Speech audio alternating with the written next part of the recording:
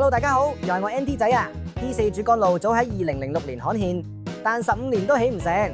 當年地區反對，加上立法會拉布，反對派不斷提出修訂，拖延表決，甚至質疑慳唔到太多時間。結果工程一擱再擱。2022年特區政府換屆後，聽取地區唔同意見，優化設計，透過改用物料同埋縮減電梯及天橋等措施，成功將造價下調至68.1億元，並派公務員精英到立法會游說爭取支持。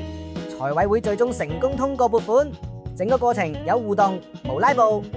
行政同立法會之間嘅良性互動，令項目更加完善。項目亦都喺同年動工。未來通車後，沙田往荃灣車程可縮短40%，徹底舒緩獅子山隧道同沙田路壓力，大大節省市民出行嘅時間。呢條路嘅推進，代表香港議會由爭拗走向建設，亦都並冇變成橡皮圖章。